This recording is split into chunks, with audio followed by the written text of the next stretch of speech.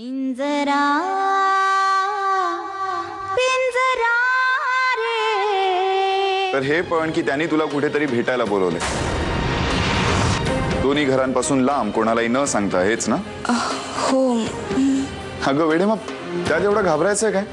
माझा भाऊच आहे तो। हे बघ, या जगात ना खूप अशी कमी लोक आहेत जे माझ्या चांगल्याचा विचार करतात। कबीर त्यातलाच एक आहे। आणि तसंही पुण्यात गेल्यानंतर तर माझे किती मित्रमैत्रिणी आहेत। तू जर असं संकुचित विचार करत राहिलीस तर माझ्याशी तर कोणीच नीट वागणार नाही, नाही का? ठीक आहे, मी तुला नंतर फोन करते। काय झालं? चिडली का? नाही चिडली नाही, पण फोन अचानक कट केला रे तिने। कबीर, मी काय जास्त बोललो का रे? यार जास्त तर मी पण नव्हतो बोललो। मलाही कळत नाही आनंदीला झालंय काय। कधी कधी ना एकदम वेड्यासारखंच वागते रे ती। आत्या पण असंच काहीतरी बोलत असते। नाही पण कबीर, हे बघ, आनंदीला आतापर्यंत जो काय अनुभव आलाय ना, त्याच्यामुळे ती अशी वागते। तू काळजी करू नकोस, सगळं व्यवस्थित होईल। वीर, एक विचारू? तू घाई तर करत नाहीयेस ना? कशाची? लग्नाची। म्हणजे हे लग्न करून तू चूक तर करत नाहीयेस ना? ते राहिलेले थोडे दिवस तरी सुखाने जगू देतोय की नाही ना, काय माहिती। अगं आनंदे, अगं ते भांड आहे, कबीर नाही की तुझा राग जोरात व्यक्त करायला। कबीर, मला तुझं बोलणं खूप विचित्र वाटतंय। बरं ठीक आहे, मग आपण जरा सविस्तर बोलूया। मला सांग, तू लग्नाची एवढी घाई का करतोयस? कारण मी जर घाई केली नाही तर माझं लग्न होणारच नाही, सिंपल। तुला लग्नाची एवढी घाई झालेली आहे, पण लग्न टिकवण्याची घाई मला कुठेच दिसत नाहीये।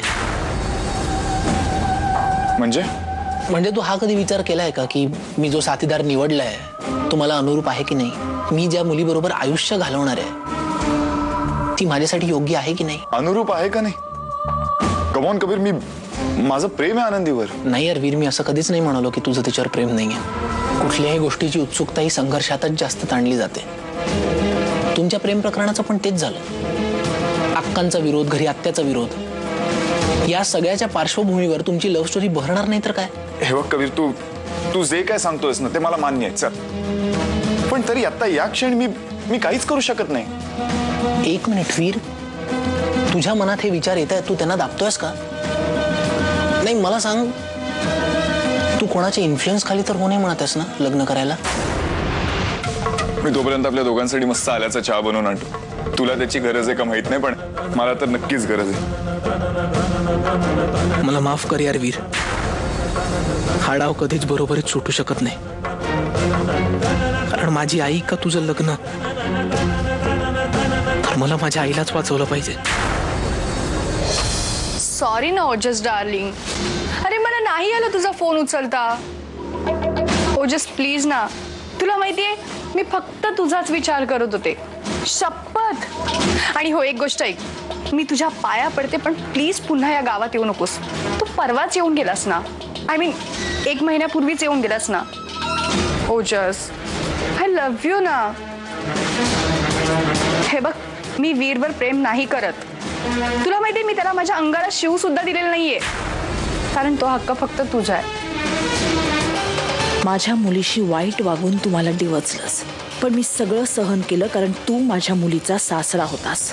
पण काल तू माझा जो अपमान केलायस ना, त्याची शिक्षा तुला मिळणारच। अक्का, तुम्हालाच चहा द्यायला येणार होते, हे घ्या।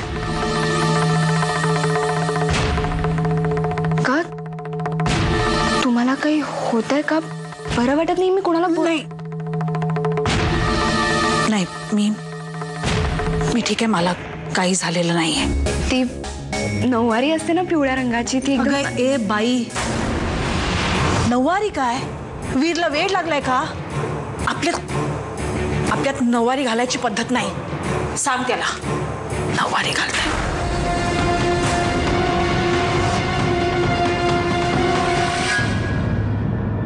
पिंजरा